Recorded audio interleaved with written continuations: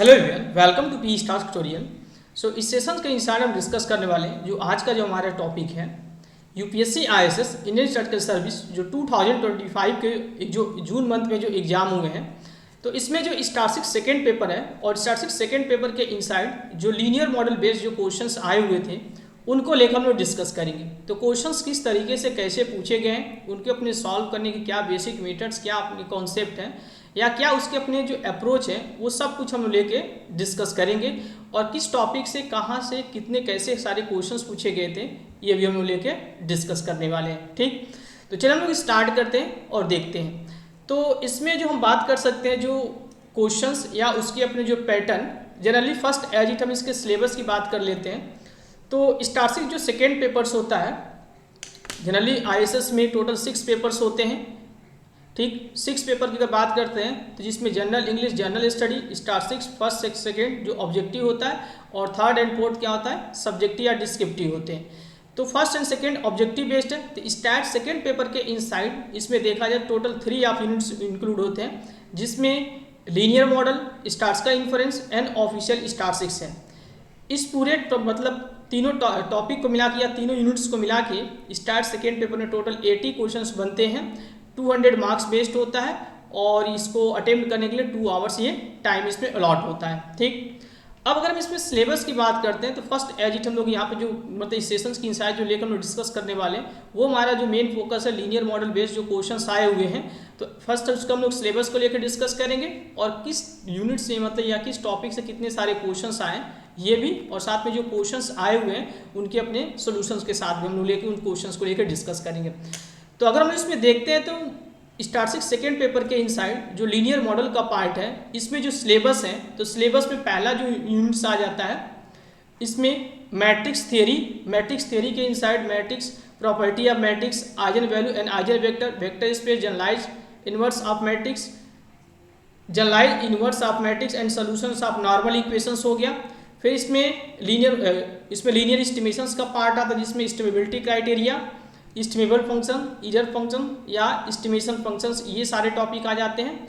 And then अगर हम इसमें देखते हैं तो इसी में जो स्टैट सेकेंड का सेकेंड यूनिट्स हम कह सकते हैं इसमें रिग्रेशन एनालिसिस हो गया। फिर इसमें एनालिसिस ऑफ वेरिएंस या एनोवा, इसको इन शॉर्ट हम इसको बोल सकते हैं। तो टोटल इसमें लीनियर मॉडल के इनसाइड अगर देखा जाए तो 4 ऑफ यूनिट्स हैं जिनको मिला के ये सिलेबस तैयार किया जाते हैं। जिसमें फर्स्ट इसमें क्या हो गया आपका ये फर्स्ट जो सिलेबस इसमें मतलब इसमें देख लेते हैं मैट्रिक्स थ्योरी जो इसके इंट्रोडक्टरी पार्ट से ये, linear estimation, estimability criteria and then इसमें रिग्रेशन एनालिसिस जिसमें simple and multiple linear regressions हो गया। और एनोवा के इनसाइड अगर एनालिसिस ऑफ वेरिएंस के इनसाइड तो 1 way classifications, 2 way classifications, 1 observation पर सेल हो गया या 2 वे क्लासिफिकेशन m ऑब्जर्वेशन पर सेल हो गया। बाकी ये multiple comparison test, Tukey and सेफिशिएंट, ये टर्म इसमें क्या होते हैं ये इंक्लूड होते हैं। तो इस तरीके से मतलब इन सारे जो इसके अपने टॉपिक है इनको मिला के लीनियर मॉडल का सिलेबस आपका ये बनता है। अब अगर इसमें देखा जाए नंबर ऑफ जो question, generally statistics second paper के इनसाइड जैसा कि मैंने आप सभी को बताया कि इसमें टोटल 80 क्वेश्चंस ये बनते हैं जो ऑब्जेक्टिव बेस्ड ये बनते हैं। 200 मार्क्स बेस्ड होता है, 1 क्वेश्चन 2.5 मार्क्स और इसमें 0.75 निगेटिव मार्किंग होते हैं। तो स्टैट सेकेंड पेपर के inside linear model, statistical inference और ऑफिशियल स्टैटिस्टिक्स को मिला के ये कंप्लीट एक पेपर बनता है। तो लीनियर मॉडल में जनरली जो नंबर ऑफ जो क्वेश्चन जो पूछे जाते हैं इस मतलब इस यूनिट से, टॉपिक से, या हम यूनिट्स कह सकते हैं, तो इसमें 10 to 20 क्वेश्चन पूछे जाते हैं लीनियर मॉडल से। इस बार जो जून 2025 में जो आईएएस के अपने जो एग्जाम हुए हैं इसमें स्टैटिस्टिक्स सेकेंड पेपर के इनसाइड जो यूनिट फर्स्ट मतलब लीनियर मॉडल जो है उससे मतलब नंबर ऑफ जो क्वेश्चंस टॉपिक वाइज अगर हम करते हैं तो मैट्रिक्स थियरी से 1 क्वेश्चन पूछा गया था, लीनियर एस्टिमेशन से 3 क्वेश्चंस पूछे गए थे, एंड रिग्रेशन एनालिसिस से 6 क्वेश्चंस और एनोवास हम कह सकते हैं तो 5 क्वेश्चंस ये एनालिसिस ऑफ वेरिएंस से पूछे गए थे। तो इस तरीके से देखा जाए टोटल 15 ऑफ ये क्वेश्चंस पूछे गए थे। जो 15 ऑफ क्वेश्चंस को अगर इसमें मार्क्स के अकॉर्डिंग हम लोग चलते हैं तो 37.5 मार्क्स इसमें ये इंक्लूड हो जाता है। तो टॉपिक एंड टॉपिक से जो नंबर ऑफ जो क्वेश्चंस ये पूछे गए, इन 4 ऑफ टॉपिक को मिला के ये लीनियर मॉडल का अपना ये कंप्लीट ऑफ ये सिलेबस ये बनता है। ठीक, तो ये तो हम लोग लेके डिस्कस कर लिए।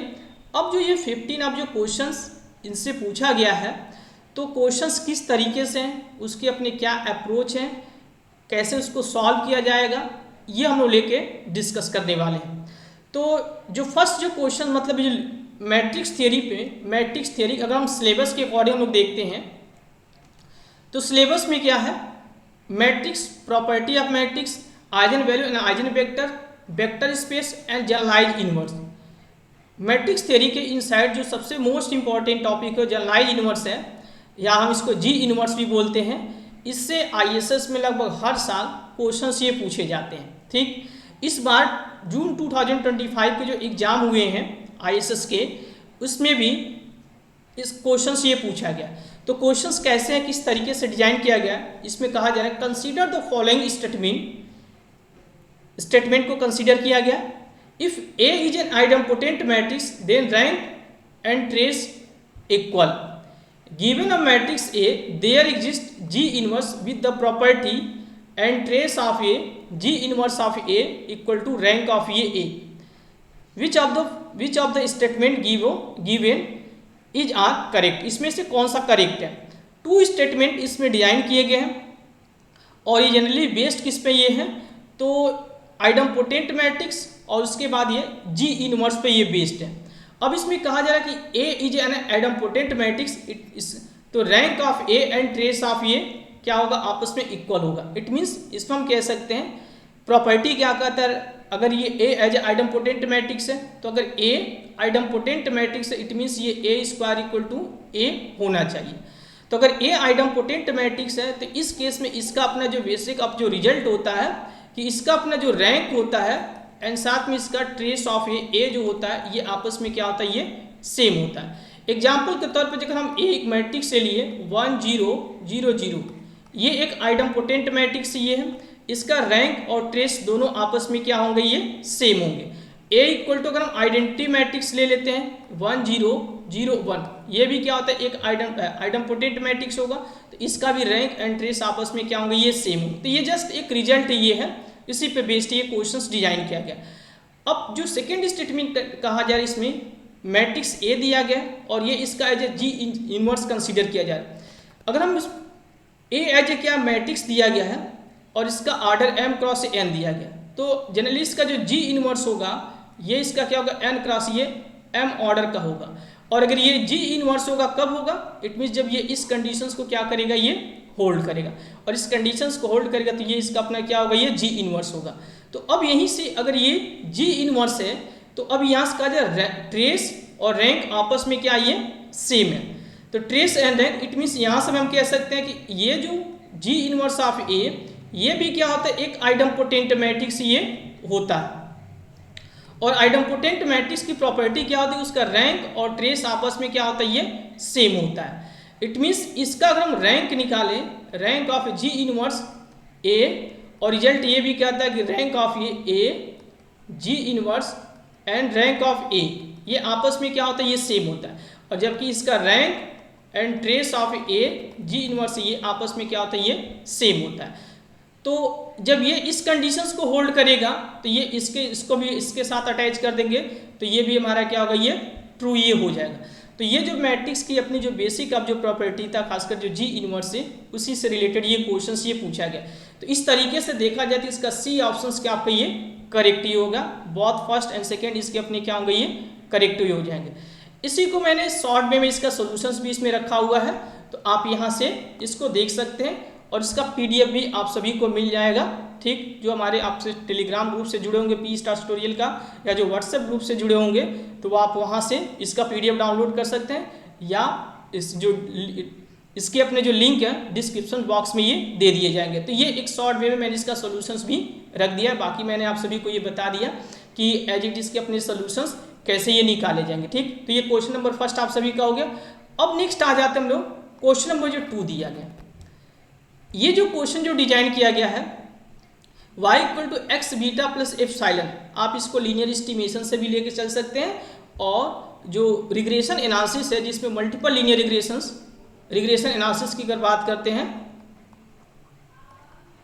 जिसमें SLR और इसके बाद क्या होता है MLR, मल्टीपल लीनियर रिग्रेशंस होता है। तो ये क्वेश्चन वहाँ से, या इसको लीनियर एस्टिमेशन इनसाइड इसको लेके चल सकते हैं। तो क्वेश्चंस में क्या कहा गया, for a linear model y equal to x beta plus epsilon, expectations of epsilon equal to 0 and d of epsilon sigma square i, where d is stand for the variance covariance matrix and I for the identity matrix of order n. The observations equation is always consistent. The normal equations x prime x b x prime ये prime है, y always admit of solutions. तो अगर यहाँ से as it अगर हम कह सकते हैं इसमें model y equal to x beta plus epsilon, ये मॉडल दिया है, या हम इसको लीनियर मॉडल भी कह सकते हैं या इसको मल्टीपल लीनियर रिग्रेशंस बेस्ड भी हम इसको बोल सकते हैं। तो ये एज ए कंसिस्टेंट होगा या इसके अपने जो नॉर्मल इक्वेशंस होंगे x प्राइम x बीटा यहाँ से x प्राइम y, तो इसके अपने सॉल्यूशंस कब होंगे, इसका अपना जो कंडीशंस क्या होगा, when rank of x number of a parameter, when rank of x number of parameters, या सिंपली हम इसको ये कह सकते हैं determinant of a x prime x not equal to 0। तो इस केस में क्या होगा, ये जो सिस्टम मतलब ये जो मॉडल जो दिया गया है इसके अपने नॉर्मल इक्वेशन जो होंगे ये सॉल्यूशंस को एडमिट करेंगे, एग्जिस्ट करेगा और यूनिक होगा, और ये जो मॉडल होगा ये क्या होगा, ये कंसिस्टेंट होगा। तो इस क्वेश्चंस में कहीं पे कोई भी इंफॉर्मेशंस नहीं दिया हुआ, ठीक, मतलब मॉडल से रिकॉर्डेड, साथ में इसके अपने रैंक क्या होंगे ऐसा कोई इंफॉर्मेशन इसमें गिवन नहीं है।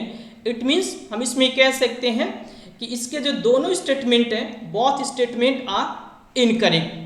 ये करेक्ट कब होंगे, when rank of x number of parameters या determinant of x prime x not equal to 0, it means they are admit solutions or model a consistent, ठीक। तो इस केस में इसके अपने क्या आंसर करेक्ट हो जाएंगे, तो डी एज इट क्या होगा इसमें ये करेक्ट हो जाएगा, ठीक। तो इसको हम लोग डी इसको बोल सकते हैं ये करेक्ट होगा, या इसी को इन शॉर्ट में भी हम इसको इस तरीके से भी डिफाइन कर सकते हैं, क्या कैसे ये मॉडल दिया गया है, the given model admit the solutions are consistent if rank of number of parameters, या सिंपली हम इसको कह सकते हैं determinant of x prime x not equal to 0। अगर ये कंडीशन से ये है तब ये सॉल्यूशंस को एडमिट करेगा और साथ में ये कंसिस्टेंट भी हो जाएगा, ठीक। तो हम लोग ये टू ऑफ ये क्वेश्चंस लेकर डिस्कस कर लिए, और जनरली ये जो क्वेश्चंस है एक मैट्रिक्स थ्योरी में जिसमें जी इनवर्स का पार्ट है, और दूसरा का ये इसको लीनियर एस्टिमेशंस या मल्टीपल ऑफ लीनियर रिग्रेशन से भी आप इसको कंसीडर करके चल सकते हैं। अब जो नेक्स्ट क्वेश्चन नंबर जो 3 कहा गया, इस क्वेश्चन में क्या है, ये भी क्वेश्चन MLR बेस्ड ये है। For uncorrelated observations we define a linear model y equal to x beta plus epsilon such that expectations of epsilon 0 and d of epsilon sigma square I, expectations of y equal to x beta and d of y equal to sigma square ये I as a क्या इसमें identity matrix ये है। And second model जो इसमें दिया गया ये इन्फॉर्मेशन सेकेंड ऑफ मॉडल का है, जिसमें कहा जा रहा है कि determinant of A G not equal to ये 0, introduce correlations among the observations such that D is known matrix and I is the unit matrix of order n. D is the variance covariance matrix, beta and sigma square are known. Model second can be reduced to model first by the considering the transformation. तो generally इस questions में कहा क्या जा रहा है, model first ये information है और मॉडल सेकेंड में जो इंफॉर्मेशन दिया गया ये यहाँ से। तो मॉडल सेकेंड में आप इसमें देख सकते हैं कि जो डी ऑफ वाई जो इसका जो वेरिएंस कोवेरियंस है ये सिग्मा स्क्वायर जी, और जी एज ए क्या ये determinant of not equal to 0 and correlations among the observations को रिप्रेजेंट कर रहा है। इसका मतलब क्या है, यहाँ से ये जो मॉडल ये है ये हेट्रोसिडासिटी बेस्ड मॉडल है, और अगर इसको हम लोग कह सकते हैं तो होमोसिडासिटी बेस्ड मॉडल है। तो होमोसिडासिटी बेस्ड मॉडल होने का मतलब क्या है कि जो मॉडल इसमें इसके each and every year turn या जो ऑब्जर्वेशंस के जो वेरिएंस क्या होंगे, कांस्टेंट होंगे, जबकि इसमें वेरिएशंस क्या जो वेरिएंस होंगे वो कांस्टेंट नहीं होंगे, वो वेरी करेंगे। तो मॉडल हम हेटेरो टू इसको होमोसिडासिटी में क्या करना है, कन्वर्ट करना है। हेटेरो टू होमोसिडासिटी में कन्वर्ट करने के लिए जो हम लोग ट्रांसफॉर्मेशन इसमें यूज करते हैं वो क्या होगा, तो जो ऑब्जर्वेशंस का जो वेरिएंस है उसको कांस्टेंट बनाते हैं। तो ऑब्जर्वेशंस का वेरिएंस कांस्टेंट बनाने का मतलब ये है, इट मीन्स हम इसमें कह सकते हैं फर्स्ट मॉडल फर्स्ट से रिकॉर्डेड ये इन्फॉर्मेशन दिया गया एंड मॉडल सेकेंड बेस्ड ये इन्फॉर्मेशन दिया गया। हमारा जो मेन टारगेट है इसके अपने वेरिएंस को क्या करना, कांस्टेंट बनाना, सिग्मा स्क्वायर आइडेंटिटी के फॉर्म में क्या करना, कन्वर्ट करना। तो ये as a sigma square identity के फॉर्म में कन्वर्ट कब होगा, कब कंडीशन इसमें क्या हो जाएगा, ये वेन हम इसमें क्या कर दे, ये determinant of A G not equal to 0, it means ये रूट ऑफ ए जी से हम लोग क्या कर दिए, डिवाइड कर दिए। जैसे हम रूट ऑफ जी से इसमें डिवाइड कर देंगे इट मीन्स इसको हम इस फॉर्म में भी लिख सकते हैं। तो अब ये जो टर्म है जेड, इसको एज हम कंसीडर कर रहे हैं, तो Z G inverse G -1/2 Y, इसके बेसिस पे जो मॉडल सेकेंड होगा वो as a model first based में क्या होगा, ये कन्वर्ट होगा। इट मीन्स ये जो मॉडल हेटेरो बेस्ड दिया गया है, हेटेरो टू हम क्या कर दिए, होमोसिडासिटी बेस्ड कन्वर्ट कर लिए। होमोसिडासिटी का मतलब ये ईच एंड एवरी ऑब्जर्वेशंस का जो वेरिएंस है वो कांस्टेंट है। जैसे इसमें ओनली टू ऑब्जर्वेशंस को कंसीडर करते हैं, तो अगर यहाँ से हम इसको निकालते हैं तो ये variance of A y1 and covariance of A y1 and y2, फिर covariance of A y2 and y1 and variance of A y2 हो जाएगा। अब इसको अकॉर्डिंग हम लोग चलते थे, क्या होगा, sigma square 0 0 and sigma square ये हो जाएगा। तो अब यहाँ से जो ऑब्जर्वेशंस क्या इसमें अनकोरिलेटेड है, जबकि अगर इसमें करेंगे तो जी मतलब यहाँ से जो टर्न हो जाएगा ये नॉट इक्वल टू 0 बेस्ड होगा, तो ये कोरिलेटेड है। तो क्वेश्चंस में ये मतलब ये जस्ट ये क्वेश्चंस में हम कह सकते हैं ये इन्फॉर्मेशन इंट्रोड्यूस और कोरिलेशंस, ठीक। तो जो कोरिलेशन इसमें इंट्रोड्यूस किया गया इट मीन्स ये मॉडल क्या आपका ये हेटेरोसिडासिटी, तो हेटेरोसिडासिटी हम क्या करें, इसको होमोसिडासिटी में ट्रांसफॉर्म करेंगे। तो ट्रांसफॉर्म करने के ये हमारे बेसिक काफ़ी अप्रोच है। ये जो क्वेश्चन इस बार के जो लीनियर मॉडल में जो डिजाइन किया गया है, जैसे लीनियर मॉडल का अपना जो कॉन्सेप्ट होता है वो इकोनोमेट्रिक्स से भी मिलता जुलता है, और इकोनोमेट्रिक्स में ये सारे टॉपिक ये इंक्लूड होते हैं, होमोसिडासिटी, हेटेरोसिडासिटी, मल्टी कोलिनियरिटी, ऑटो कोरिलेशन। तो कुछ जैसे होमो और हेटेरो का जो पार्ट ये है उससे लेके ये क्वेश्चंस इस बार ये 2025 में डिजाइन किया गया, ठीक। तो अब हम इसमें कह सकते हैं जो क्वेश्चन नंबर ये जो थर्ड दिया गया इसका अपना आंसर क्या करेक्ट हो जाएगा इसके अकॉर्डिंग, तो बी एज ए क्या होगा, ये करेक्ट, इसके आंसर ये हो जाएंगे, ठीक। इसके बी एज क्या होंगे, करेक्ट आंसर है। तो इसको हम सिंपली इस तरीके से क्या करते हैं, सॉल्व करते हैं। अब नेक्स्ट आ जाते हैं हम लोग क्वेश्चन नंबर जो इसमें 4 किया। Question number 4, let the model be defined as expectations of y1, expectations of y2 and expectations of y3. yi uncorrelated and have constant variance.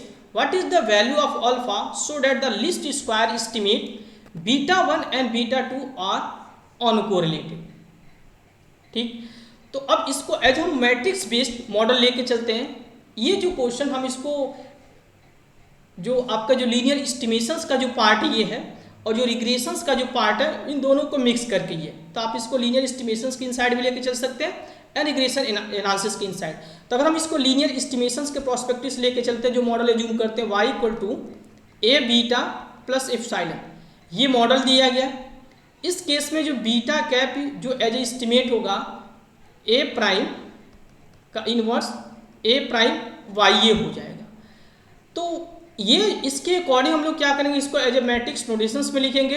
तो यहाँ से हम ए मैट्रिक्स को ऑब्टेन कर ले जाएंगे। ए मैट्रिक्स को ऑब्टेन करने का मतलब क्या है, इसके कोफिशिएंट 2 1 1 -1 और फिर इसमें हम कर सकते हैं यहाँ से 1 और ये अल्फा, साथ में इसके अपने जो variance beta cap equal to क्या होता है ये, तो sigma square A prime A का इनवर्स होगा। तो अब हमारा जो अपना जो मेन टारगेट है यहाँ से ए प्राइम ए का इनवर्स निकालना, और फिर इस फार्मूले में रखेंगे तो यहीं से ये जो वेरिएंस कोवेरिएंस मैट्रिक्स को जनरेट कर देगा, और वेरिएंस कोवेरिएंस मैट्रिक्स को जनरेट करने में तो वहाँ से हम कोवेरिएंस वाले पार्ट को देखेंगे और उसी के अकॉर्डिंग हम लेके क्या करेंगे, सॉल्व करेंगे। ठीक, तो ये तो इसका अपना जो मेथड्स कैसे इसको हम लेके चलते हैं। अब इसी को इन शॉर्ट में इसके सोल्यूशंस को देखते हैं।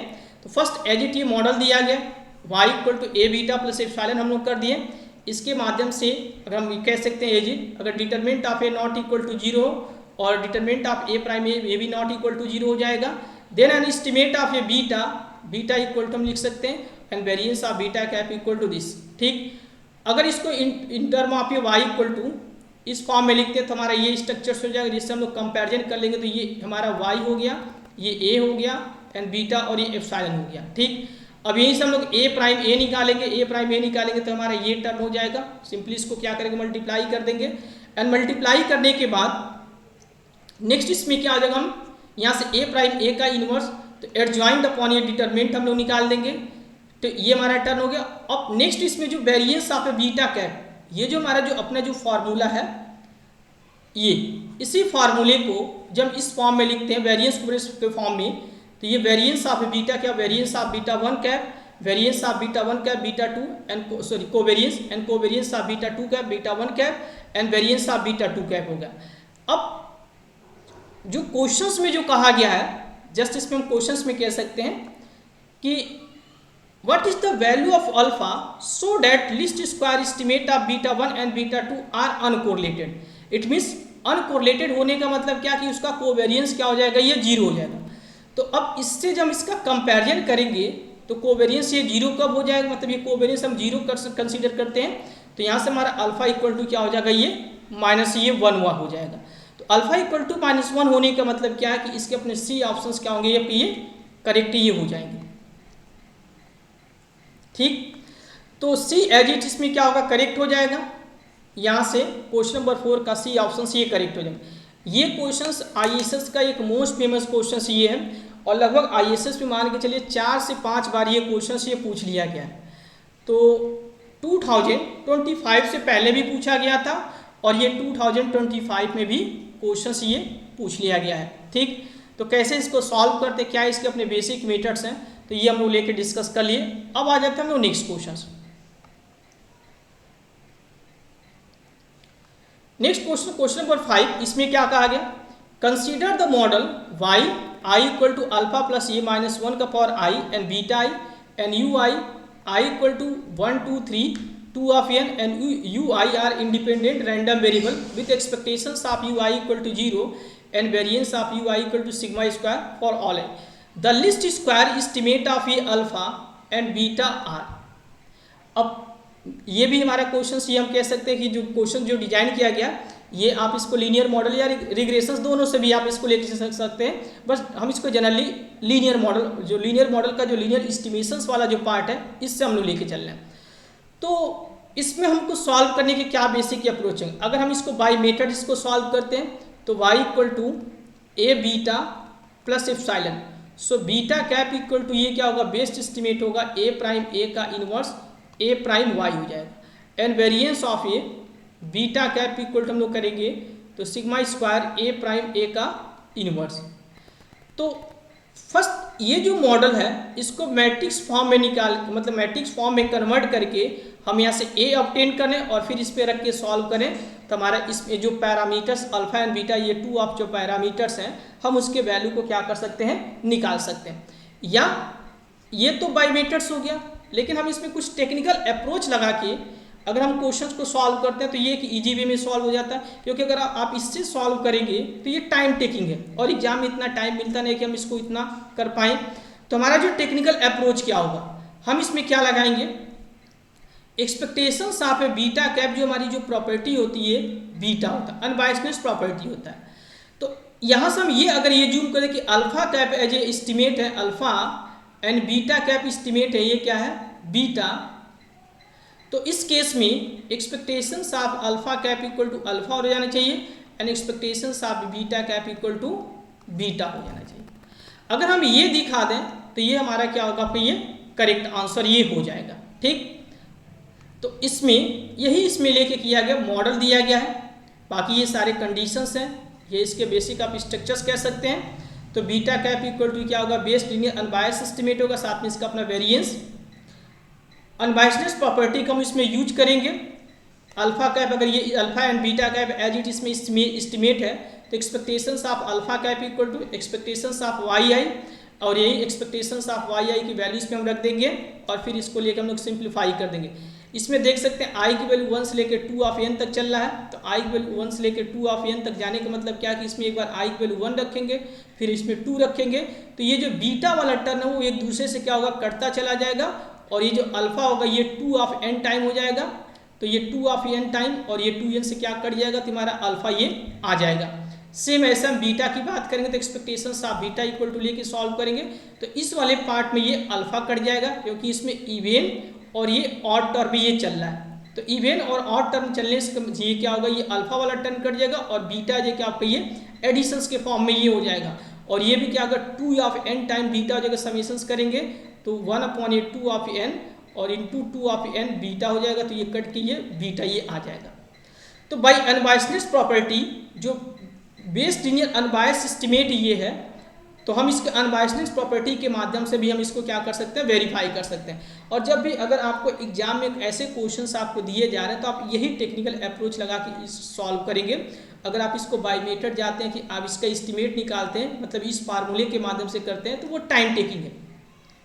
यहाँ पे ध्यान दीजिएगा, ये जो मैंने लिखा हुआ beta cap equal to X prime X, और एक मॉडल मैं बता रहा हूँ कि Y equal to A beta plus epsilon, ये जो मॉडल है ये लीनियर एस्टिमेशंस के इनसाइड हम लोग कंसीडर करते हैं, और बाकी ये रिग्रेशन एनालिसिस के इनसाइड कंसीडर करते हैं। तो दोनों का जो प्रॉपर्टी कॉन्सेप्ट या मेथड सेम चलता है, बट एक माइनर सा ये डिफरेंट ये होता है। ठीक, तो ये इतना हो गया, ये क्वेश्चन आप सभी को समझ में आ गया।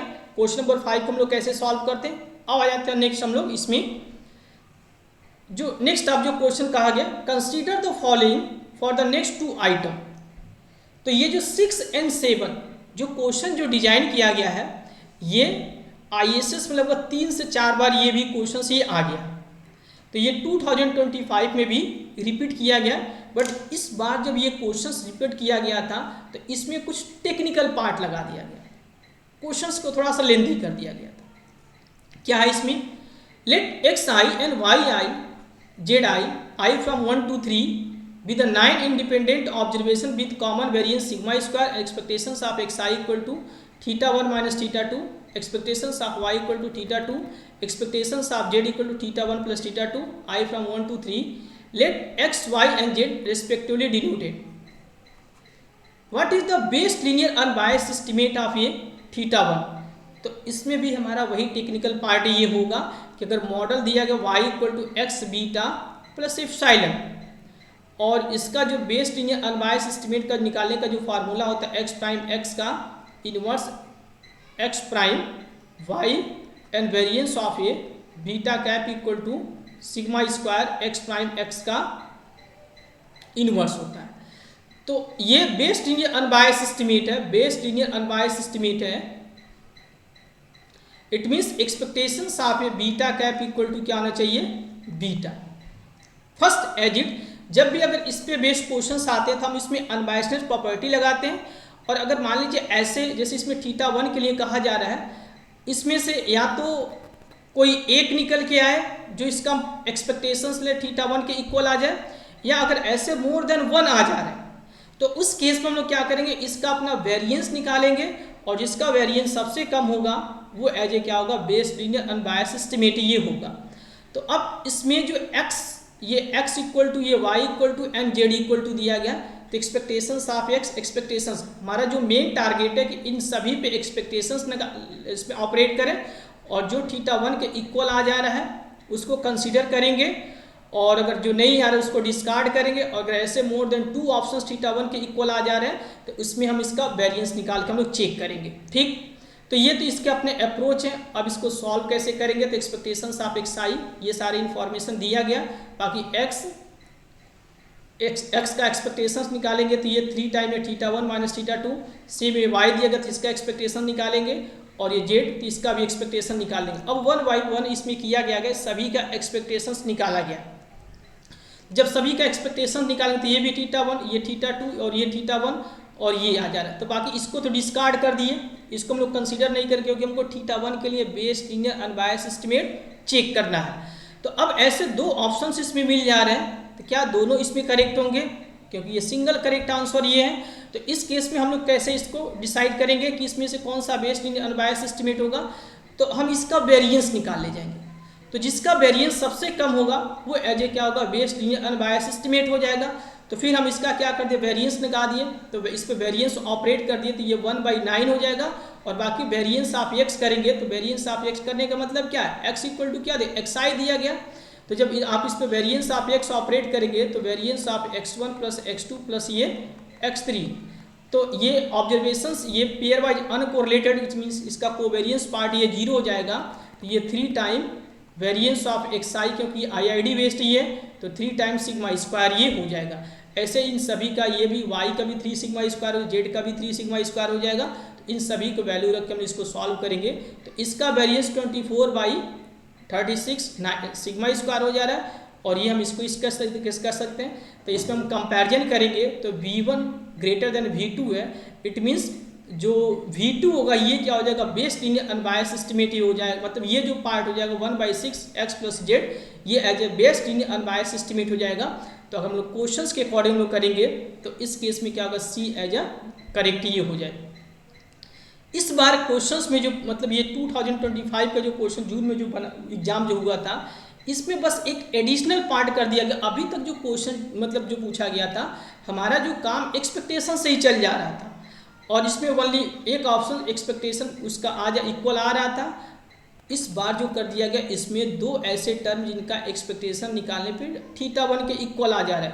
तो अब इसमें हमको एडिशनल जो कैलकुलेशन हमको वेरिएंस वाला भी करना पड़ रहा है। ठीक, चल, तो ये समझ में आ गया आप सभी को। अब नेक्स्ट आ जाते हैं हम लोग 7 जो कहा गया, what is the based linear unbiased estimate of ये θ2। तो इसमें भी हम लोग क्या करेंगे, इस पे इन सभी पे एक्सपेक्टेशंस ऑपरेट करेंगे, जो θ2 के इक्वल आएगा उसको कंसीडर करेंगे, बाकी को डिस्कार्ड कर देंगे। और अगर ऐसे मोर देन 1 एक्सपेक्टेशंस लेने पे θ2 के इक्वल आ जाए तो उसमें हम उसका वेरिएंस करेंगे। ठीक, तो फिलहाल इसमें भी सब एज इट हम लोग कैलकुलेशंस वैसे ही करेंगे। तो यहाँ पे भी एक्सपेक्टेशंस θ2, ये θ1, ये टर्म आ जा रहा है और θ2, तो इसको तो डिस्कार्ड कर दिए, बस हमारा ये और ये लेंगे। अब इसमें से हम इसका वेरिएंस निकाल देंगे, जिसका वेरिएंस सबसे कम हो जाएगा।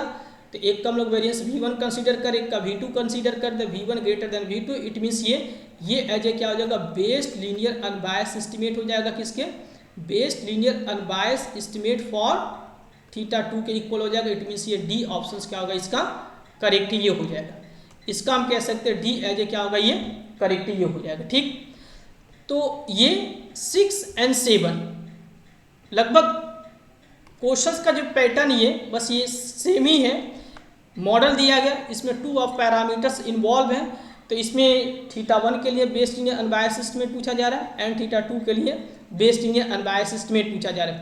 तो इस तरीके से सॉल्व करने का हमारा इसका अपना बेसिक आप ये अप्रोच ये है। ठीक, तो अभी तक हम लोग टोटल कितने क्वेश्चंस को लेकर डिस्कस कर लिए, टोटल 7 क्वेश्चंस को लेकर डिस्कस कर लिए। तो इसमें जो नंबर आप जो क्वेश्चंस हैं, मैट्रिक्स थ्योरी, फिर इसमें लीनियर एस्टिमेशंस और रिग्रेशन एनालिसिस बेस्ड ये क्वेश्चंस ये पूछे गए। अब जो नेक्स्ट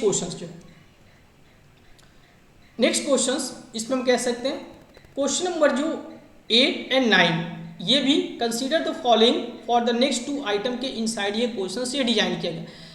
ये भी क्वेश्चंस आप इसको लीनियर एस्टिमेशंस के इनसाइड लेके कंसीडर कर सकते हैं, या आप इसको रिग्रेशंस के बेसिस पे भी लेके चल सकते हैं। Let the regressions model by y i equal to i beta plus ui i equal to 1 to 3 and ui are independent random variables, expectations of ui equal to 0 and variance of ui equal to sigma square i sigma square दिया गया। It means अब ये जो model दिया गया है, अगर इस मॉडल को अगर आप लोग थोड़ा सा ध्यान से देखते हैं तो ईच एंड एवरी जो ईरर टर्न है, ईरर टर्न का वेरिएंस क्या है, वेरी कर रहा है। तो ये जो मॉडल है ये भी क्या हो जाएगा, हेटेरोस्किडासिटी बेस्ड ये मॉडल ये हो जाएगा। अब इसमें कहा गया कि the based linear unbiased estimate of ये beta. So based linear unbiased estimate of ये बीटा मॉडल अगर हम भी कह सकते हैं y equal to x beta plus epsilon दिया गया और इसमें वेरिएंस ऑफ एप्सिलॉन क्या है, सिग्मा स्क्वायर कैपिटल ओमेगा। तो इस केस में जो बेस्ड लीनियर अनबायस्ड एस्टीमेट होगा एक्स प्राइम कैपिटल ओमेगा का inverse X prime capital omega का inverse Y and variance of a beta cap equal to जो इसमें हो जाएगा एक्स प्राइम कैपिटल ओमेगा का इन्वर्स और ये सिग्मा स्क्वायर हो जाएगा। ये इसका फॉर्मूला होता है। तो अब ये जो मॉडल दिया गया इस मॉडल को एज इस फॉर्म में कन्वर्ट कर हम एक्स ऑब्टेन करें एंड देन इस फार्मूले पे रख के हम लोग सॉल्व करें। हमारे पास ये मेथड्स ये हो गया।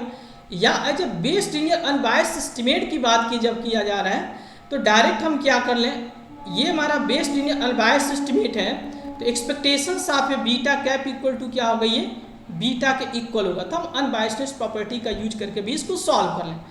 जब भी अगर ऐसे क्वेश्चन जब आते हैं ऑब्जेक्टिव बेस्ड होते हैं तो आप यही टेक्निकल अप्रोच लगा के सॉल्व करेंगे।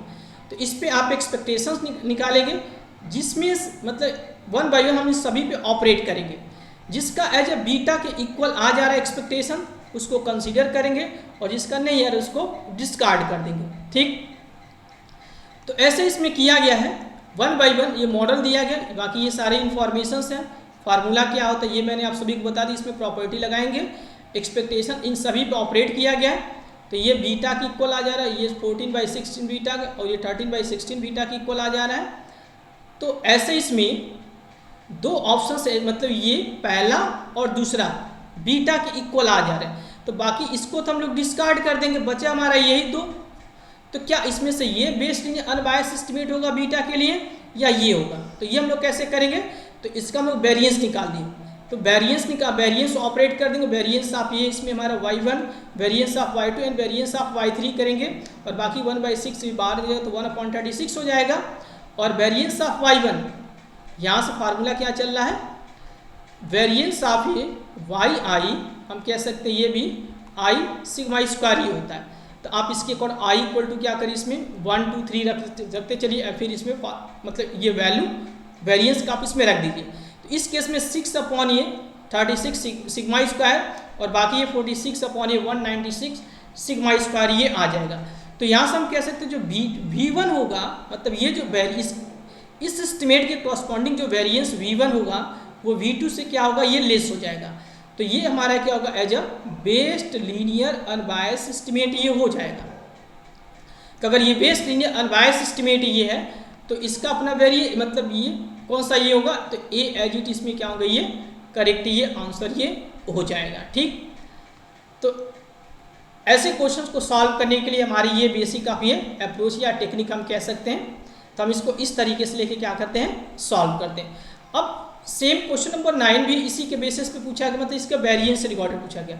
The variance covariance matrix of the based linear unbiased estimate of ये बीटा।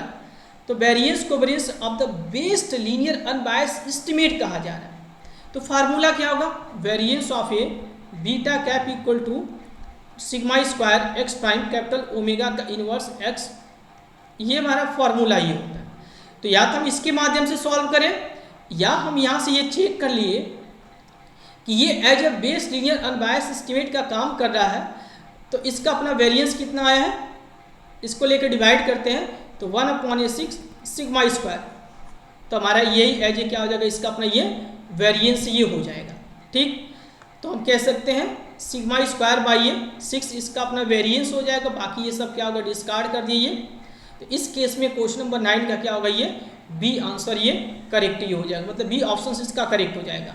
तो ये भी हम इसको सॉल्व करने का हम सेम इसी के बेसिस पे इसको बता सकते हैं। ठीक, तो कैलकुलेशंस पार्ट अगर आप देखेंगे, मतलब जनरली अभी तक जो हम लोग क्वेश्चंस लेके किए मैट्रिक्स और साथ में ये जो इसके जस्ट बाद जो क्वेश्चन जो डिजाइन किए गए हैं वो बेस्ड लीनियर अनबायस्ड एस्टीमेट ये ज़्यादातर क्वेश्चंस हैं। तो बेस्ड लीनियर अनबायस्ड एस्टीमेट का मैंने जो technical approach, first as it unbiasedness property देखेंगे और जिसका एक्सपेक्टेशंस पैरामीटर्स के इक्वल आ जा रहा है उसको कंसीडर करेंगे। और अगर ऐसे मोर देन 1 आ जा रहा है तो उस केस में हम उसके वेरिएंस से कंपैरिजन करके बता देंगे। ठीक, तो ये इसके अपने मेथड्स हैं और इस मेथड्स के माध्यम से हम इसको सॉल्व करते हैं। अब जो नेक्स्ट क्वेश्चन ये है क्वेश्चन नंबर 10 जो कहा गया, ये questions ANOVA analysis of variance के मॉडल और साथ में लीनियर एस्टिमेशंस का कॉन्सेप्ट जिसमें एस्टिमेबिलिटी क्राइटेरिया है, इसको लेके ये क्वेश्चंस डिजाइन किया गया। तो expectations of Y, consider the model expectations of Y I J equal to alpha I and beta J I equal to 1 2 and J equal to 1 2 where y I j are uncorrelated with common variance sigma square, then the function L1 alpha 1 L2 alpha 2 M1 beta 1 M2 beta 2 is estimable if and only if। तो इसमें एस्टिमेबिलिटी criteria को लेकर कहा गया है। अब इसका methods क्या होता है, कैसे हम इसको सॉल्व करते हैं। तो y equal to A beta plus epsilon model दिया गया है। तो मॉडल के सभी पैरामीटर एस्टिमेबल कब होंगे, ऑल पैरामीटर आर एस्टिमेबल।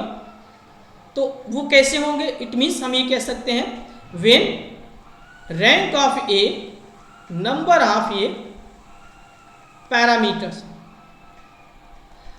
अगर rank of A number of parameters हैं तो मॉडल में जितने पैरामीटर्स हैं वो सब के सब एस्टिमेबल होंगे। इसमें i की वैल्यू 1 से 2 और j की वैल्यू 1 से 2 है, तो इसमें नंबर ऑफ पैरामीटर्स कितने आ जाएंगे, तो टोटल 4 पैरामीटर्स इसमें इन्वॉल्व होंगे। कौन कौन से, ये alpha 1 alpha 2 beta 1 and beta 2, ऐसे टोटल 4 पैरामीटर्स हैं। तो अगर हम इसके बेसिस पे मैट्रिक्स को ऑब्टेन करते ए को और उसके रैंक निकालते नंबर ऑफ पैरामीटर्स के इक्वल आता है, तो उसके ऑल पैरामीटर एस्टिमेबल होते हैं। जबकि इसमें कहा गया कि ये एस्टिमेबल है कि नहीं है, तो इसके लिए हम ये कर दें, अगर पैरामीटर्स का लीनियर कॉम्बिनेशंस बनाते हैं लेमडा प्राइम बीटा, इसको एज हम लोग पैरामीटर्स कंसीडर करते हैं, तो ये लेमडा प्राइम बीटा एस्टिमेबल होगा कब, if and only if rank of A prime lambda rank of A, मतलब rank of augmented matrix rank of A के इक्वल आता है, तो हम ये कह सकते हैं कि जो लेमडा प्राइम बीटा क्या होगा, ये एस्टिमेबल ये हो जाएगा। तो हम इसी कॉन्सेप्ट का यूज करके हम इसको सॉल्व हम लोग कर लेंगे, ठीक। तो अब इसमें हम लोग को करना है, हमारा जो अपना जो मेन टारगेट है, फर्स्ट एज इट हम इसमें मैट्रिक्स ए को ऑब्टेन करें और साथ में लेमडा मतलब ये जो पैरामीटर्स के जो कोफिशिएंट है, तो पैरामीटर्स यही हमारा क्या पैरामेट्रिक फंक्शंस है, ये इसके इक्वल है ये। तो लेमडा क्या हो जाएगा, लेमडा प्राइम जो इसके कोफिशिएंट है L1 L2 M1 and M2, ये लेमडा प्राइम बीटा लेमडा हो गया, लेमडा प्राइम कह सकते हैं, ठीक, ये हो गया। तो अब हमारा जो मेन टारगेट है इसको लेके वेरीफाई करना। तो यहाँ पे मैंने इसको एज ए सोल्यूशन इस शॉर्ट में रखा हूँ। फर्स्ट मॉडल दिया गया है, मॉडल में हम लोग जब इसके आई की वैल्यू 1 से 2 तक चला है और जे में इस वैल्यू 1 से 2, तो इसके कार्टेशियन प्रोडक्ट हम कैसे मान लीजिए 1 एंड 2, फिर 1 एंड 2, तो क्या क्या पेयर बनेंगे 1 1 1 2 2 1 एंड 2 2 का पेयर बनेगा। तो 1 1 आई की वैल्यू 1 एंड जे की वैल्यू 1 रख दिए, फिर 1 2, फिर ये 2 1 एंड 2 2 रख दिए। इसको as a Y equal to A beta plus epsilon पे रख के सॉल्व कर दिए, तो हमारा ये मॉडल ये क्या होगा कि ये हम इसको expectations of Y equal to A beta भी लिख सकते हैं। तो हम इसको इस फॉर्म में अरेंज कर लेंगे, तो हमारा ये आ गया। अब ये लेमडा प्राइम बीटा एस्टिमेबल होगा if and only rank of A prime lambda equal to rank of A. तो ए ये जो मैट्रिक्स जाएगा इसी का हम लोग ट्रांसपोज कर दिए और फिर लेमडा के साथ इसको अरेंज कर दिए और इसके बाद इसका अपना रैंक निकालें। तो ये अरेंज कर दिए, ये हमारा ए प्राइम हो गया और ये लेमडा हो गया। अब इसमें जो रो इक्लोन फॉर्म का जो कॉन्सेप्ट हम इसका यूज करके इसका रैंक निकालेंगे, ठीक। तो ये इसमें अप्रोच लगाया गया, R3 के प्लेस पे R3 माइनस R1 कर दिया गया, फिर R4 के प्लेस पे R4 माइनस R2 कर दिया गया और फिर इन दोनों को आपस में ऐड कर दिए गए। तो R4 के प्लेस पे R4 और R3 कर दिया गया। अभी हमारा ये इस फॉर्म में ही आ गया। अब इसका अपना जो रैंक मतलब rank of A prime lambda, ये as A rank of A के इक्वल कब होगा, व्हेन इसका अपना यही हमारा क्या आपका ए है, जबकि हम सभी को पता है कि रैंक ऑफ ए प्राइम ये आपस में क्या होता है, ये सेम होता है। तो हम ये कह सकते हैं rank of A rank of augmented matrix के इक्वल कब होगा, व्हेन ये पार्ट हमारा क्या हो जाए, जीरो हो जाए। और अगर ये जीरो हो जाएगा तो यही से हम इसको कर सकते हैं L1 plus L2 M1 plus M2। It means options के अकॉर्डिंग हम लोग चलते हैं तो इस केस में क्या होगा आपका, ये L1 प्लस L2 और M1 प्लस M2, तो बी एज ए क्या होगा इसमें करेक्ट ये हो जाएगा। ठीक, तो इसको अपने सॉल्व करने के ये अपनी क्या है, बेसिक ऑफ ये मेथड्स ही हैं। ठीक, तो हम इसको इस तरीके से हम लोग कर सकते हैं। अब जो नेक्स्ट आता है, हम लोग नेक्स्ट क्वेश्चंस को देखते हैं। इसमें क्वेश्चन नंबर जो 11 किया, ये जो क्वेश्चन ये है इनोवा से क्वेश्चन डिजाइन किया गया एनालिसिस ऑफ वेरिएंस से और खासकर उसके डिग्री ऑफ फ्रीडम से। तो इस टाइप के जो क्वेश्चंस हैं IAS में अल्टरनेट करके या लगभग हर साल डिग्री ऑफ फ्रीडम बेस्ड ये क्वेश्चन पूछे जाते हैं। और साथ में अभी जो हम लोग ये क्वेश्चंस लेके डिस्कस किए हैं इस मतलब इस टेक्निकल मतलब ये जो क्वेश्चंस है पैटर्न जो है IAS में लगभग 2 से 3 बार इस पे भी बेस्ड क्वेश्चंस आए हुए हैं। बहुत पहले मतलब 16, 17, 18 में आए हुए थे, लेकिन कुछ मतलब 3-4 साल बाद ही इस पैटर्न को क्या किया गया है, रिपीट किया गया है। ठीक, नेक्स्ट आ जाते हैं हम लोग, इसमें देख लेते हैं क्वेश्चन नंबर 11। तो डिग्री ऑफ फ्रीडम बेस्ड ये दिया गया in analysis of a two way classified data with M observation पर cell where factors A at P levels and factor B Q levels the degree of freedom for the sum of square due to the error। तो जब Innova की बात करते हैं two way classification दिया गया है तो फैक्टर 2 डिफरेंट फैक्टर दिए गए हैं, उनके अपने इंट्रैक्शंस आ जाएंगे, ईरर आ जाएंगे और उसमें टोटल टर्म आ जाएगा। तो उन सभी के अपने जो डिग्री ऑफ फ्रीडम हो जाएंगे। तो डिग्री ऑफ फ्रीडम बाकी सम ऑफ स्क्वायर का टर्म ही आता है, degree of freedom sum of square, mean sum of square and variance ratio भी आता है। फिलहाल द 2-वे क्लासिफिकेशन दिया गया M ऑब्जर्वेशन पर सेल है, degree of freedom related to the A and B interactions error and total are respectively. Degree of freedom for A करेंगे तो A as a P level पर दिया गया तो P-1 हो जाएगा, B as a Q level पर Q-1 हो जाएगा। बाकी इंट्रैक्शंस की बात करें तो P-1 एंड Q-1 हो जाएगा और इधर PQ-M-1 और टोटल की बात करें तो PQ-M-1, इन तीनों को ऐड कर देंगे, चारों को ऐड कर देंगे तो हमारा ये टर्म ये आ जाएगा। तो PQ-M-1, तो अगर आप ऑप्शंस में देखते हैं तो क्या आ जाएगा इसमें PQ-M-1, तो A एज ए क्या होगा इसका अपने ये करेक्ट आंसर ये हो जाएगा। ठीक, तो A क्या होगा, ये करेक्ट हो जाएगा। Degree of freedom sum of square variance ratio ANOVA का यही एक मेन पार्ट ये होता है और इन्हीं से बेस पे इसके क्वेश्चन या तो साथ में इसके अपने एस्टिमेबिलिटी क्राइटेरिया से रिगार्डेड कुछ क्वेश्चंस पूछे जाते हैं। अब जो नेक्स्ट क्वेश्चन ये है क्वेश्चन नंबर जो 12 कहा गया, ये क्या कहा, a manufacturing company wishes to determine whether one of 3 machine ABC 3 of machine is faster than the other in producing a certain output. The mean hourly output of the 3 machines is respectively 32, 37 and 27. It is given that 5% level of significance, the critical difference between any two means of the significance 5.62. It means जो इनके अपने जो mean का जो differences है, critical differences की बात कर सकते हैं, वो एट द लेवल 5%, इसमें अल्फा जो 5% लेवल ऑफ सिग्निफिकेंस पे इसकी अपनी जो वैल्यू जो दिया गया है ये 5.62 दिया गया। तो इसमें कहा which one of the following is correct, machine A and B differ significantly, machine A and C differ significantly, machine B and C differ significantly, या no conclusions can be draw. तो 3 ऑफ मशीन है, A B C है, ये working mode में है। ठीक, कुछ certain output इसको प्रोड्यूस कर रहे हैं ये, और इसको मीन को लेके बाकी इसके जो मीन टाइम जो दिए गए और मशीन ABC 32, 37 एंड 27 दिया गया। तो इसमें जो कहा जा रहा है इसमें the difference between any the two mean of the significant which one of the following is correct, इसका अपना सिग्निफिकेंस क्या होगा।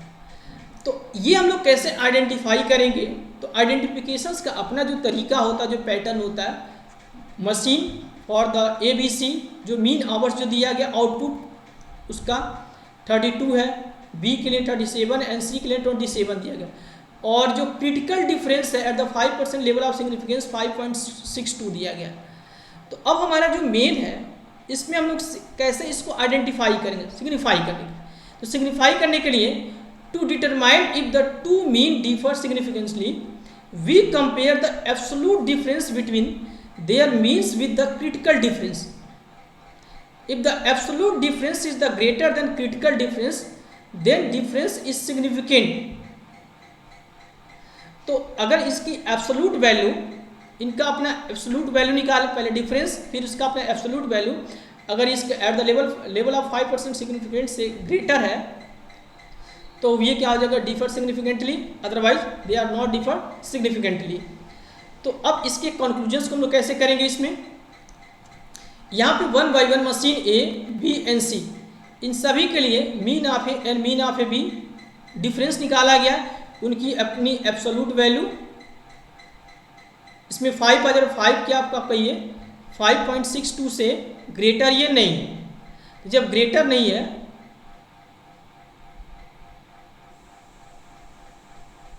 देखिए इसमें ये टर्म क्या है, कितना आ जा रहा है, ये 5 आ जा रहा है एंड 5 जो है ये लेस देन है और ये भी क्या है, लेस देन ही है।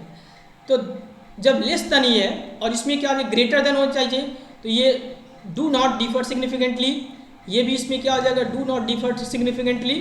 तो बाकी जो बी एंड सी हो जाएगा ये क्या हो जाएगा, as the machine B and C differ significantly.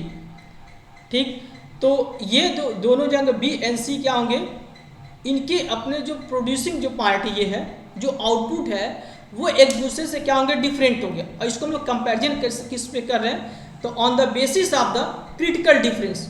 तो क्रिटिकल डिफरेंस पे हम लोग इसको क्या कर रहे हैं, कंपेरिजन हम लोग कर रहे हैं। तो इस केस में इसका अपना जो सी आंसर क्या होगा, B and C differ significantly.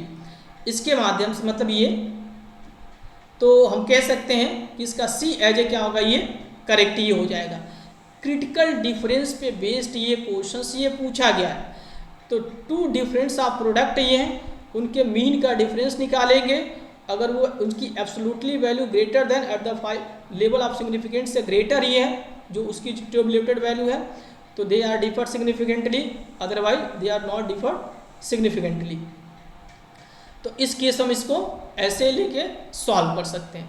ठीक, अब जो नेक्स्ट ये question number 13, if the inner product of the column of the design matrix x is equal to 0 then such experiment design are said to be. अब ये जो question जो design किया है, मतलब ये क्वेश्चंस लीनियर मॉडल बेस्ड जो इस बार जो क्वेश्चंस आया हुआ है, इसमें इनकम्प्लीट ब्लॉक डिजाइन साथ में कंफाउंडिंग का जो पार्ट है उससे भी क्वेश्चंस इन्वॉल्व किया गया है, जो एक नया पैटर्न बेस्ड क्वेश्चन इस बार देखने को मिला। ठीक, इस टाइप के क्वेश्चन, ये जो क्वेश्चन जो अभी जो हम लोग लेके सॉल्व किए हैं, ये तो क्रिटिकल डिफरेंस का पार्ट अपने है, लेकिन ये जो क्वेश्चंस ये नहीं, मतलब कॉन्सेप्ट मिलता जुलता है। जब एनालिसिस ऑफ वेरिएंस की बात करते थे तो उसमें ये सब आ जाते हैं। तो क्वेश्चन क्या कहा क्या गया, if the inner product of the column of ये डिजाइन मैट्रिक्स। तो अगर हम ये मान लीजिए एक्स जो मैट्रिक्स दिया गया है, इसके कॉलम C1 C2 C3 ऐसे C ऑफ n दिया गया, तो इनके अपने इनर प्रोडक्ट इक्वल टू 0 है, मतलब ये C1 प्राइम C2 कर दिया। अगर ये इक्वल टू 0 है तो इक्वल टू 0 होने का मतलब क्या है, क्रॉसपॉन्डिंग इसको मल्टीप्लाई करें और सम करने पे ये 0 आ जाए। तो इस केस में जो डिजाइन होता है वो क्या होता है, ऑर्थोगोनल होता है। और अगर ऐसा नहीं है तो ऑर्थोगोनल ये नहीं होता है। ठीक, तो ये क्वेश्चंस इसी पे बेस्ड ये मतलब ये डिजाइन किया गया है। ठीक, कि जो भी कॉलम है, कॉलम को क्रॉसपॉन्डिंग मल्टीप्लाई करिए C1 प्राइम C2 से, या हम करें C1 प्राइम ये C3 से equal to 0। C1 prime C1 करेंगे तो ये नॉट इक्वल टू 0 आएगा, ये 1 बेसिस पे आ जाता है। तो इस केस में अगर ये पेयर ऑफ हम लेके चलते हैं और इक्वल टू ये जीत प्रोडक्ट करने पे, इनर प्रोडक्ट मतलब उसको क्रॉसपॉन्डिंग मल्टीप्लाई करके इक्वल टू 0 कर दे, मतलब इक्वल सम करने पे इक्वल टू 0 आता है, तो वो क्या होता है, ये उसका इनर प्रोडक्ट होता है, और इनर प्रोडक्ट अगर जीरो तो ये क्या डिजाइन क्या होता है, ये ऑर्थोगोनल ये होता है। ठीक, या आप ऐसे मॉडल यहाँ पे हम कैसे मॉडल दिया गया y equal to x beta plus epsilon matrix form में दिया गया, और मैट्रिक्स फॉर्म में होने का मतलब जो x एज ए मॉडल जो है, मतलब ये x जो मैट्रिक्स ये है, इसके जो कॉलम को क्रॉसपॉन्डिंग मल्टीप्लाई करते हैं और उसको सम करके इक्वल टू जीरो आता है, तब भी हम कह सकते हैं ये ऑर्थोगोनल ये हो जाएगा। मैट्रिक्स भी क्या होगा, ये ऑर्थोगोनल मैट्रिक्स हो जाएगा, और मैट्रिक्स अगर ऑर्थोगोनल है तो उस पर बेस्ड जो डिजाइन होगा वो भी क्या होगा, ऑर्थोगोनल डिजाइन होगा। ठीक, तो अब इसमें कैसे कहा गया, if the inner product of the two column of the design matrix is equal to zero then such experimental design are said to be orthogonal design. Inner product का मतलब क्या है कि अगर हम लीनियर अलजेब्रा की बात करेंगे तो टू वेक्टर का इनर प्रोडक्ट निकालने का मतलब क्या है, या डॉट प्रोडक्ट निकालने का मतलब उसको क्रॉसपॉन्डिंग मल्टीप्लाई करके सम कर इक्वल टू जीरो, मतलब मल्टीप्लाई करके सम कर दें तो वही उसका अपना क्या होता है, इनर प्रोडक्ट होता है। अगर inner product equal to zero होता है तो ऑर्थोगोनल होगा, या हम उसको कह सकते हैं वो परपेंडिकुलर भी होगा। ऑर्थोगोनल का मतलब क्या है कि परपेंडिकुलर भी होगा। बाकी डिजाइन मैट्रिक्स क्या होता है, तो जो y equal to x beta plus epsilon, ये जो मॉडल स्ट्रक्चर दिया गया तो एक्स एज ए क्या होगा, इसका अपना ये डिजाइन मैट्रिक्स ये होता है जो एनोवा बेस्ड जो मॉडल होते हैं उस पर जो तैयार किया जाता है। ठीक, तो ये हम कह सकते हैं यहाँ से। बाकी orthogonality of the experimental design, तो ये भी इसमें लेके इसमें बताया गया, when the column of the design matrix are orthogonal there the inner product is zero, it means that the effect of the factors are independent of each other. Orthogonal है तो वो सब क्या होंगे, उसके जितने भी सारे कॉलम और रिटर्न वो सब एक दूसरे से इंडिपेंडेंट भी हो जाएंगे। This is the highly desirable the experimental design because the it is allowed you to the estimate in the main effect and interaction independently without the confounding them with other effect. It simplify the analysis of the interpretations of the result, it estimate the parameter and coefficient are uncorrelated। बस ये उसके अगर जो design matrix ये है अगर वो orthogonal है तो ऑर्थोगोनल होने से उसका क्या इम्पैक्ट पड़ेगा, एस्टिमेट बहुत अच्छे से आ जाएगा, कंपाउंडिंग फॉर्म में ये होंगे, बाकी उसको हम लोग इंटरप्रेटेट बहुत अच्छे से कर सकते हैं उसके रिजल्ट को, मतलब वो कंसिस्टेंट बेस्ड ही होगा, और पैरामीटर भी क्या होंगे इसके एस्टिमेट होंगे, और साथ में उसके अनकोरिलेटेड भी हो जाएंगे। तो ये बताया जा रहा है इस केस में, मतलब ये तो इसका थोड़ा इसमें एडिशनल इन्फॉर्मेशन से ये है।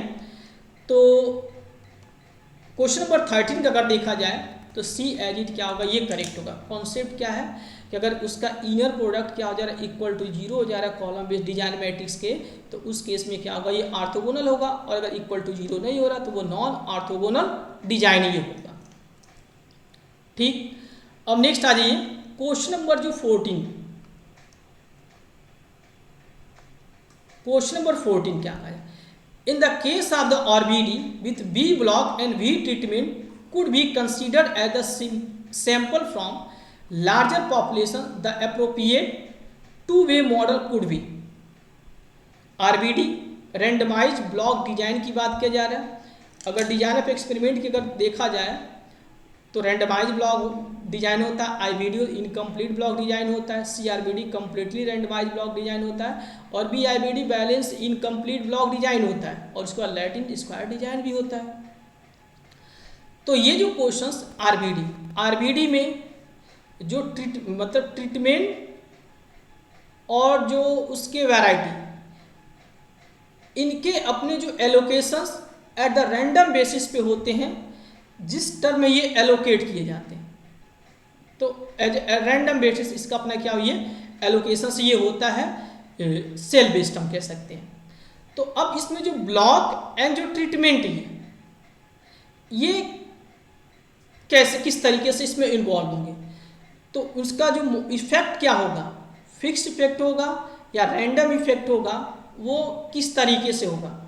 तो ये in case of the RBD randomise block design के इनसाइड जो ब्लॉक इफेक्ट होता है वो क्या होता है, ब्लॉक जो टर्म होता है वो as a mix effect based होता है, मतलब ट्रीटमेंट की बात कर दी इसमें। देखिए इसमें नहीं, two way mixed effect model treatment as a fixed, treatment जो होता है इसमें फिक्स्ड होता है और जो ब्लॉक जो होता है वो as a random effect based होता है। अब ये फिक्स्ड और रैंडम इफेक्ट बेस्ड क्या होता है ये भी अभी हम लोग लेके डिस्कस करने वाले हैं, बट हम लोग क्वेश्चंस को एक बार देख लेते हैं। ठीक, कैसे क्या होता है in RBD randomized block design the primary interest is to comparing the effect of the different treatment and the block are introduce the control the for known source of variability. वो डिफरेंट टाइप जो इसमें जो variability involve होता है उसको as a major करने के लिए एक डिफरेंट ऑफ जो टर्म होते हैं। Thereby the reducing the experimental error and increasing the precision of the treatment comparison. When we consider the model as a simple from the larger population treatment, तो treatment as a क्या fixed effect based होता है। We are usually interested in the specific treatment chosen the experimental, कैसे क्या होता है 3 specific machine 4 specific fertiliser, ऐसे ये सब ट्रीटमेंट होते हैं एज कंसिडर किया जाता है। इन द मॉडल केस में स्पेसिफिक मशीन हो गया, फर्टिलाइजर्स हो गया और भी सारे टर्म कह सकते हैं। और नेक्स्ट इसमें जो ब्लॉक है, ब्लॉक और after consider the random sample from the larger population of the possible block different block land or agriculture experiment different day of industrial experiment. We do not usually interest to specify the effect of the each individual block, but rather in accounting the variability due to the blocking. This make blocks suitable for being the model random effect. इसमें जो treatment होता है, treatment का arrangement row and column based हम लोग करते हैं। ANOVA के इनसाइड जो डिफरेंट टाइप बेस्ड जो एनोवा जो होता है जैसे 1 way classification, 2 way classification, 1 observation पर सेल, ये सब मतलब ये एक आरबीडी बेस्ड ये मॉडल कह सकते हैं। तो अब इसमें जो ट्रीटमेंट का जो एलोकेशंस हो रहा है जनरली रो बेस्ड इनका अरेंजमेंट ऐसे ही हो रहा है। तो ये एज ए ब्लॉक को रिप्रेजेंट करता है, रो एज ए क्या करता है ये ब्लॉक B1, B2 और B ऐसे, और ये जो होता है इसके प्लॉट को रिप्रेजेंट करता है। कॉलम क्या होता है इसके प्लॉट को रिप्रेजेंट करता है। और बाकी जो ट्रीटमेंट होता है वो जो सेल बेस्ड होता है उसमें एट अ रैंडम बेसिस पे इसको अरेंज किया जाता है। ठीक, तो किस ट्रीटमेंट का अरेंजमेंट, ट्रीटमेंट तो एज ए फिक्स है लेकिन वो किस ब्लॉक में होगा तो ब्लॉक एज ए क्या है रैंडम बेसिस पे ये हो गया। ठीक, मतलब इसका जो इफेक्ट है वो on the basis of the random हम इसमें कह सकते हैं। तो जो 2 वे जो मॉडल्स ये हैं 2 वे मिक्स्ड इफेक्ट जो मॉडल्स हैं जिसमें जो ट्रीटमेंट है वो as a fix effect based है और जो ब्लॉक जो है as a random effect based ही है। अब अगर इसी को एज अ मैट्रिक्स बेस्ड लेकर हम लोग चलते हैं, मॉडल का जो इंफॉर्मेशन से है मैट्रिक्स में वाई मैट्रिक्स सॉरी इसको मैथमेटिकल इसका जो अपना जो मॉडल्स हैं Y I J mu plus A alpha I beta J epsilon i जे दिया गया। म्यू जनरल मीन इफेक्ट है, अल्फा आई ये ट्रीटमेंट बेस्ड इफेक्ट है और ये जो बीटा जे है ये ब्लॉक बेस्ड ये इफेक्ट ही है। तो अब ये जो अल्फा आई है ये क्या होगा फिक्स्ड, इसके जो पैरामीटर्स जो वैल्यू होंगे वो फिक्स बेस्ड ही होंगे। ईच एंड एवरी जो अल्फा आई जो होंगे वो फिक्स्ड बेस्ड होंगे और बाकी जो बीटा जो होंगे ये रैंडम बेसिस पे होंगे। रैंडम बेसिस पे होने का मतलब क्या है कि जो बीटा जो होगा ये भी नॉर्मल डिस्ट्रीब्यूशंस को फॉलो करेगा, इसका अपना मीन और साथ में जो वेरिएंस ऑफ ये बीटा का भी टर्म ही आ जाएगा। ठीक, और एप्सिलॉन जे ये ऑलवेज ये नॉर्मल को फॉलो करता है तो ये भी इसके अपने। तो ये जो बीटा जे टर्म में आएगा, बीटा जे का जो इफेक्ट होगा वो रैंडम बेसिस पे होगा। तो रैंडम बेसिस पे होने का मतलब क्या है कि ये इन टर्म ऑफ ये नॉर्मल डिस्ट्रीब्यूशन बेस्ड होगा, क्योंकि इसमें जो ट्रीटमेंट तो एज ए फिक्स है। अब उस ट्रीटमेंट का जो एलोकेशंस ब्लॉक बेस्ड जो हम लोग कर दे रहे हैं, ब्लॉक इट मीन्स ये सेल बेस्ड, तो वो जो अरेंजमेंट एक रैंडम बेसिस पे हो जाएगा। ठीक, तो treatment as a fix based और ब्लॉक एज ए क्या, रैंडम इफेक्ट बेस्ड होगा। तो ये आरपीडी के इनसाइड ये हम ये इसके जो इसमें रिजल्ट हम कह सकते हैं, या ये जो मेथड्स या अप्रोच हम लोग लेके चलते हैं। अब जो नेक्स्ट इसमें क्वेश्चन नंबर जो 15, ये एज ए लास्ट क्वेश्चन ये है जो पूछा गया है, ये भी इनोवा बेस्ड ही है। मिसिंग, इसमें कुछ टर्म मिसिंग है और उसी वैल्यू को क्या करना, ऑब्टेन करना है। In the following analysis of variance table few entry are missing, source of variation, treatment variety error, degree of freedom 4xy and sum of square, फिर ये वेरिएंस रेशियो दिया गया। तो इसमें XYZ की वैल्यू आपको क्या करना है, ऑब्टेन करना है। ठीक, तो डिग्री ऑफ फ्रीडम इस पूरे का सम करते हैं तो 15 आ जाता है। तो अगर इसमें से मतलब इसको लेके करेंगे तो x + y = क्या आ जाएगा, 15 में से 4 जाएगा तो 11। ये हमारा पहला इक्वेशन ये बन गया। बाकी सम ऑफ स्क्वायर को जब इसके डिग्री ऑफ फ्रीडम से डिवाइड कर देते हैं तो वो क्या आ जाता है, mean sum of square due to the factors treatment variety and year भी हम लोग इसको निकाल सकते हैं। तो ये जो इन्फॉर्मेशन दिया गया, इसी इन्फॉर्मेशन के बेसिस पे जब हम इसको लेके सिंप्लीफाई करते हैं, first as a degree of freedom, treatment, v for variety, error, ये टोटल डिग्री ऑफ फ्रीडम। तो यहाँ से x + y जो हम लोग पहला इक्वेशन लेकर कंसीडर कर लेते हैं। बाकी sum of square due to treatment variety error, ये टोटल सम ऑफ स्क्वायर के इक्वल हो जाता है। सम ऑफ स्क्वायर को जब उसके डिग्री ऑफ फ्रीडम से डिवाइड कर देते हैं, mean sum of square due to the treatment, mean sum of square due to the variety and mean sum of square due to the error. जब variance निकालते हैं तो mean sum of square due to the treatment upon mean sum of square due to the error, and ये जो variance ratio होता है due to the variety, तो mean sum of square due to the variety and mean sum of square due to the error. तो formula treatment based हम कर सकते हैं। ट्रीटमेंट का इसमें वेरिएंस रेशियो इसमें दिया हुआ है, आप देख सकते हैं 2.05 दिया गया है, और बाकी हम इसको लेकर डिवाइड कर देते हैं। तो यहाँ से ये सारी इन्फॉर्मेशन, तो यहाँ से z/y की जो वैल्यू ये 2 आ जा रही है, इसको सेकेंड इक्वेशंस ले लिए, और फिर ये वैरायटी बेस्ड हम लोग लेके चलते हैं। तो जब इसको लेकर सिंप्लीफाई करने के बाद जो वैल्यू जो आता है इसमें, आप इसको देख सकते हैं, यहाँ से ये इन्फॉर्मेशन दिया गया है। तो इसमें देखिए, इस वाले टर्म को जब हम लेके सॉल्व करेंगे तो यहाँ से दिस इम्प्लाइज x = 2 आ जाएगा, और यहाँ से दिस इम्प्लाइज x + y = ये हमारा क्या, ये 11 है। तो यहाँ से x की वैल्यू इसमें रख देंगे तो y = क्या आ जाएगा, 9 हो जाएगा। तो x की वैल्यू इसमें 2 आ जा रहा है, y की वैल्यू 9 आ जा रहा है। तो 9 + 2, अब इसमें देख सकते हैं कौन उसको वेरीफाई करता है। और बाकी अगर यहाँ पे हम लोग वैल्यू इसमें रख देते हैं, y की वैल्यू जो आ गया, तो यहाँ से हम लोग z की वैल्यू भी निकाल सकते हैं, 18 ये आ जाएगा। मतलब इन सारे रिजल्ट का यूज करके हम इसको क्या कर सकते हैं, सॉल्व हम लोग कर सकते हैं। ठीक, तो जो अपने जो फार्मूले हैं उसी फार्मूले का यूज करके किया गया है। तो इस केस में अगर देखा जाए तो इसका D एज 2918, ये एज इट क्या होगा, ये करेक्ट होगा। इस तरीके का भी क्वेश्चंस IASS में एज ए मोस्ट फेमस ये पार्ट होता है, और IASS में अल्टरनेट करके पूछ लिए जाते हैं।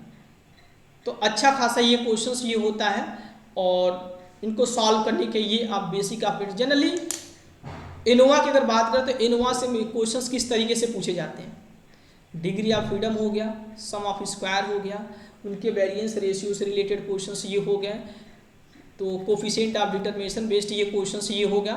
तो इन्हीं सबको लेके ये क्वेश्चंस ये पूछे जाते हैं।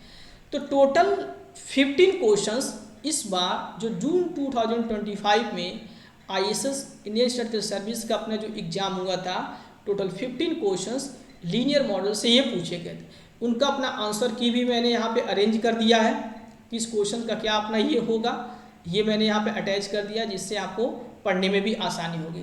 ठीक, तो अभी तक हम लोग किए क्या कि लीनियर मॉडल बेस जितने भी questions as it IASS Indian statistical service 2025 में जो पूछे गए हैं, उन क्वेश्चंस को 1 बाय 1 हम लोग लेके डिस्कस किए, किस टॉपिक से कितने सारे क्वेश्चंस पूछे गए हैं, कैसे पूछे गए, उनके अपने सॉल्व करने के क्या बेसिक आप अप्रोच हैं, ये हम लोग लेके डिस्कस कर लें।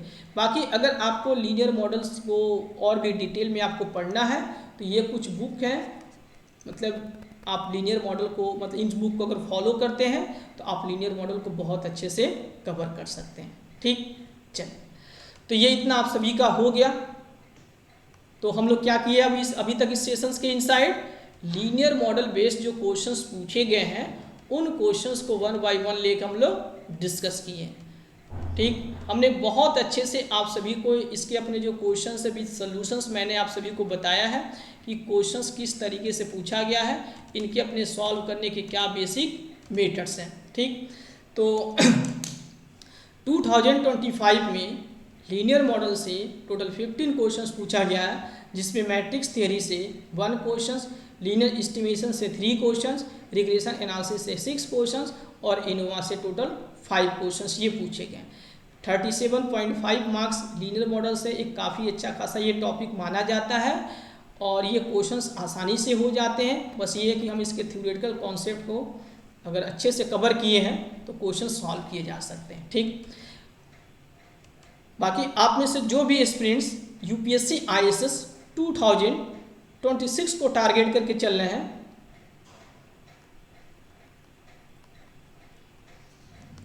तो उसके लिए हमारा प्रतिज्ञा बैच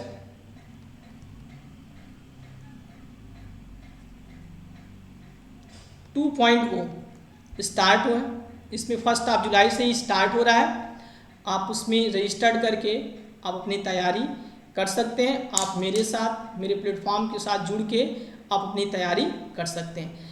इस कोर्स के इनसाइड हम लोग बहुत ही अच्छे से इसके जो भी अपने सिलेबस हैं, इनके सिलेबस पार्ट को हम लोग कवर करेंगे। जो अपने जो आईएएस के जो क्वेश्चंस आए हुए हैं उन क्वेश्चंस को लेकर डिस्कस करेंगे और उसके साथ साथ हम लोग एडिशनल क्वेश्चंस को भी लेकर हम लोग डिस्कस करेंगे। तो बड़े सिस्टमैटिक तरीके से ये कोर्स डिजाइन किया गया है। प्रतिज्ञा बैच 2.0 यूपीएससी आईएएस 2026 को टारगेट करके बनाया गया ये। तो अगर आप आईएएस की प्लानिंग कर रहे हैं तैयारी के लिए, तो आप मेरे साथ, मेरे प्लेटफॉर्म के साथ आप जुड़ के अपनी तैयारी कर सकते हैं। उसका अपना लिंक डिस्क्रिप्शन बॉक्स में दे दिया गया। बाकी कोर्स से रिलेटेड अगर आपको और भी इंफॉर्मेशन आपको जानना है डिटेल में, तो आप ऑफिशियल वेबसाइट p-tutorial.com पे विजिट करके वो सारा डिटेल आप लोग देख सकते हैं। ठीक, तो चलो हम लोग नेक्स्ट सेशंस के इनसाइड मिलते हैं। और नेक्स्ट सेशंस में हम लोग स्टैटिस्टिक्स सेकेंड पेपर के इनसाइड जो स्टैटिस्टिकल इन्फरेंस का पार्ट है,